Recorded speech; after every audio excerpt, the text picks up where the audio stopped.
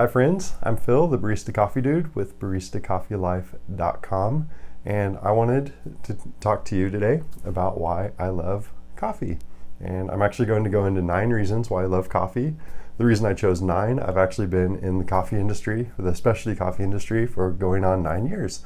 So I just kind of wanted to walk you through the evolution of when I initially started, what my perceptions were, what grabbed me and got me interested in the industry and held me on through the years, sort of as it evolved. So initially, I loved coffee. I love caffeine. I wanted to be paid to be a caffeine dealer, a drug dealer. Simple as that.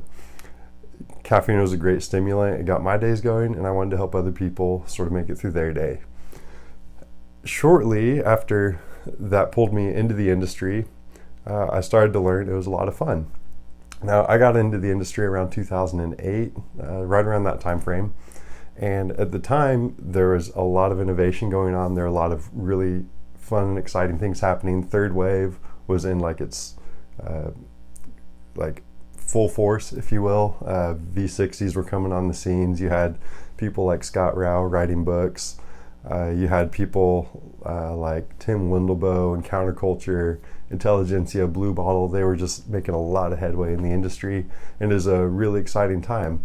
There were a lot of things that were undiscovered about coffee, a lot of questions that people were answering, like even as simple as how do you brew a Chemex? How do you brew a V60? How do all these different brew methods vary? So there's a lot of questioning, a lot of innovation, a lot of new products were coming on the scene, like the bun trifecta, for instance. In my opinion, not the best at making coffee, but makes a killer tea if you ever get the chance. So that was sort of like year 2 when I was in it. Now, that transition though, because you can only have so much fun with that stuff, and at some point it starts to get a little old. But because I was working behind a bar, I was meeting a lot of people, I was growing my network, I was making a lot of friends. I had people who'd come from out of town as they were passing through, they'd swing by and they'd want to get a cup of coffee just from me. And that was super cool. It was the first job I ever had where people would actually seek me out, almost in like a sales role, if you will. So sort of at that point, it started to become about the people, and not just the customers, but also the people behind the cup that I was serving, because I cared about quality, and I also wanted to represent all the work that was going in behind the scenes to get that cup to me. And if you think about it, a cup of coffee costs what? $3, $4, somewhere in that neighborhood. Well, all the work that goes into it. You have people at a nursery in some foreign country, some third world country, that are growing all sorts of different coffee plants and varieties of coffees. It takes anywhere from 3 to 5 years for that plant to be able to produce its first harvest. Then you have farmers picking it, mostly by hand. You have women sitting at tables and chairs, hand picking out a lot of the defects. You have the coffee getting loaded onto cargo ships. You have it shipped across oceans. You have customs and importers. You have speculators on like Wall Street going back and forth on prices to be able to make contracts possible for roasters who roast it. And you have quality control all along the way. You have insurance, and you have just like the roasting aspect, the science aspect. You have a shop owner, a roastery owner who built the facility to be able to do all that. All these things, years of hard work, come together with me as a barista, and I'm brewing and presenting a cup, representing all of that work for $3. Pretty incredible if you think about it. So sort of at that point in my journey, that's when coffee really started to become something serious, something that it was more than a hobby, more than something that was really cool, but it actually started to become a passion for me. So moving on to kind of like year 4 on why I love coffee, it started to become a comfort.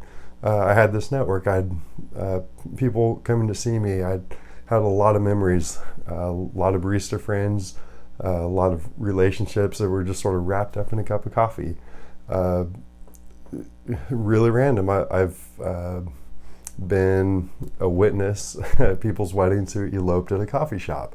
I met my wife at a coffee shop as I was a barista there. So there's just a lot of comfort that started being revolved around this one cup.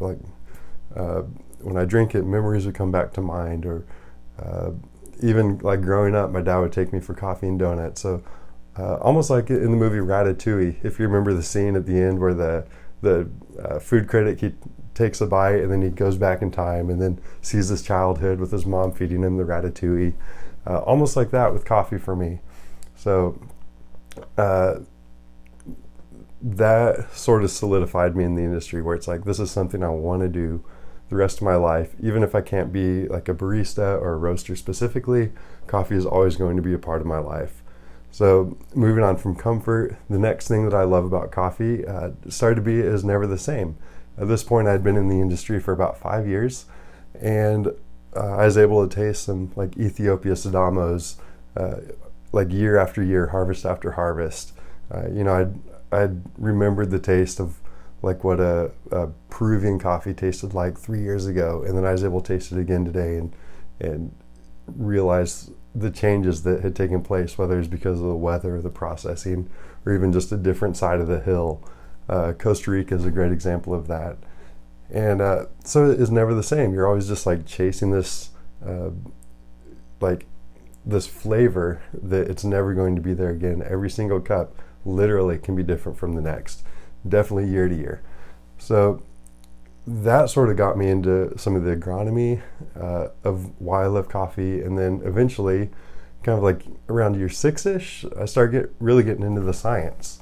I'd been learning a lot about cooking. I had attended culinary school, learned things like the Maillard reaction and how proteins and sugars will interact during a roast to create browning, what caramelization does to flavor, how acids impact the taste of coffee, how like thermal degradation, like how heat will deteriorate stuff, how it'll create bitterness or carbonization, or it'll deteriorate like citric acids or malic acids or whatnot. So some of that science really started to pique my curiosity, and that became something else that I love about coffee.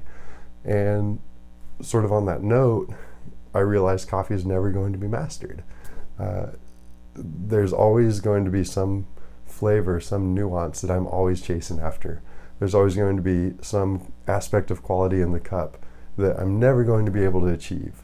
And to one degree it's frustrating, to another degree it's kind of exciting. It keeps you on your toes, it always keeps you learning, it always keeps you chasing that next thing.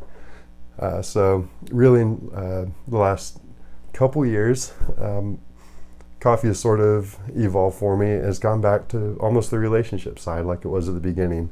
So really in the last 2 years, the thing I've really come to love about coffee, and what I love about coffee the most, is it's kind of become a ritual for me. As I mentioned, I met my wife at a coffee shop, and something I do for her almost every single morning is brew a Chemex. And no matter what happens during my day, starting it out with that one thing, that one habit, that one cornerstone of my day, it's something I can always depend on. It's something that's always going to it's going to be like the bedrock of my day. And I actually really love that. It's a great way that I'm able to serve her, and a great way that we can both kind of start our day together.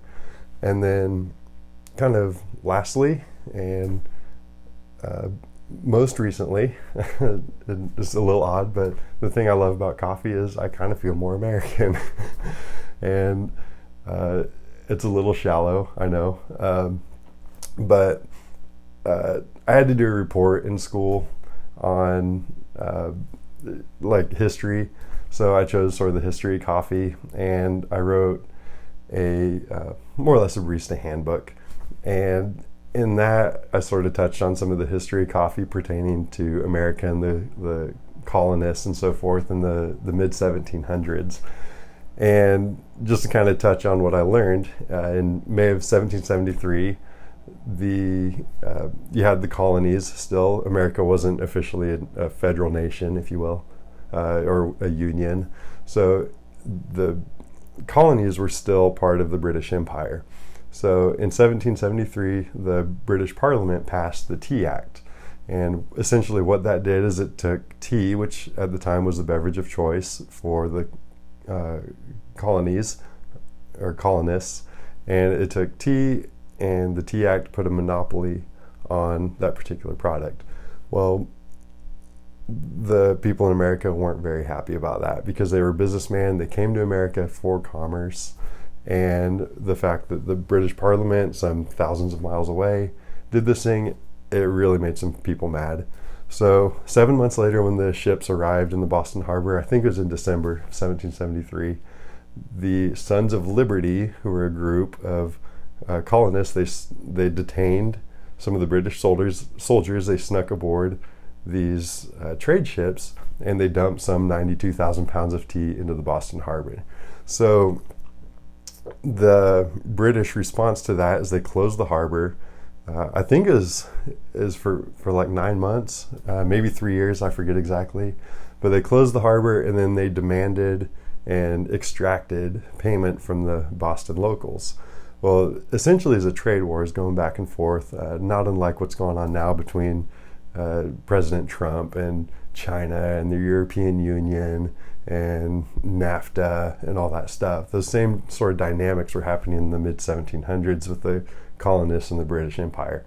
So the closure of the Boston Harbor, that prompted the First Continental Congress, of which 12 of the 13 delegates from the colonies ended up showing up. Long story short, they boycotted British goods. The British didn't like that, so they sent some troops over to America. And then in retaliation to that, a group of them started writing a document called the Declaration of Independence. This document is being written at a local Boston tavern called the Merchant's Coffee House. So in a nutshell, all that to say, coffee became the cornerstone of America. And because of that Tea Act way back in 1773, that is why today coffee is so prominent in the American culture. So when I learned that, myself being an American, it just sort of struck up that national pride and America. So really just sort of rambling, but those are the reasons and the evolution of why I love coffee and why I've been in the industry as long as I have, and why I'm so passionate about it. And the thing I'd love more than anything is for my passion and my enthusiasm to sort of translate into somebody else's passion and enthusiasm, so they can serve as many people as I've had the pleasure and the opportunity to, and they can grow in their experience as a barista or coffee enthusiast, or even just a home brewer, whatever it is. So thanks for listening, guys. Peace.